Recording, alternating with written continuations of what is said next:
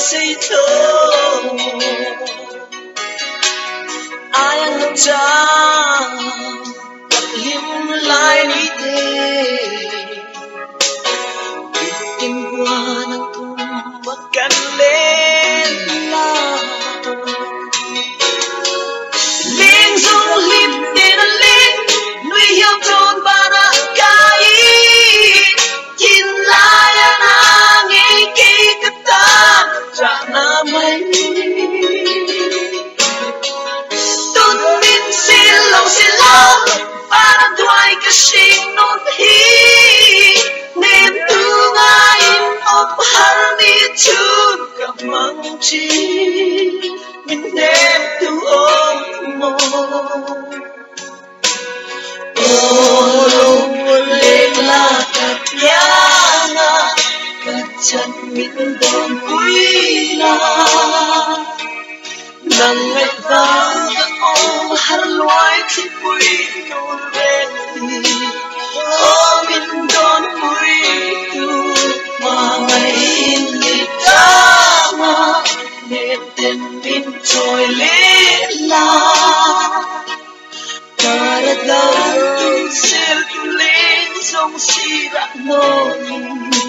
ôm lên la nắng ngày cần trả lại riêng một bàn về đà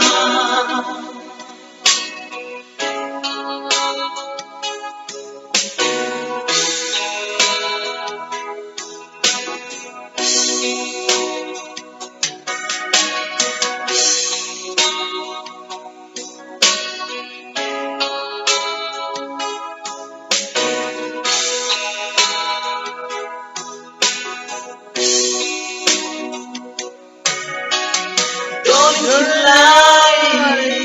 anh đắm thấy một lâu em tình tuan mo cả sinh nung ya hắn đón về la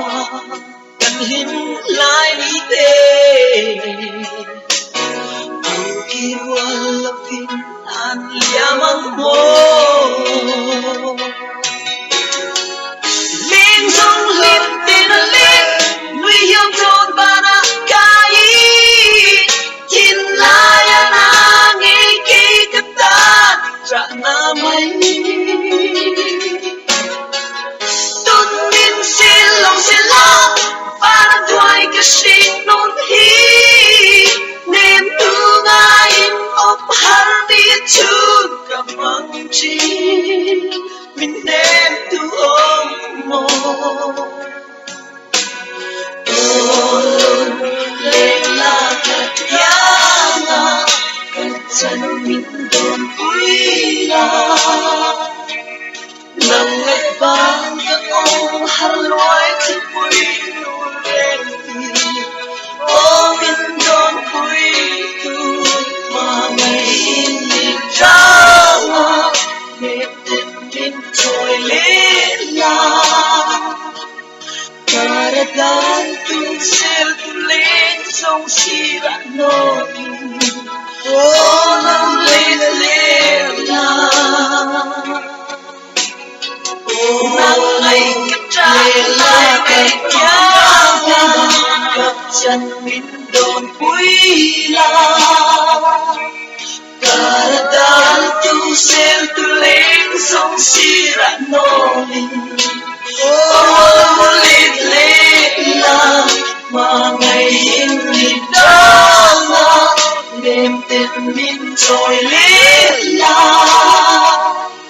nắng ngày vàng các ông har loài thích quý nô lên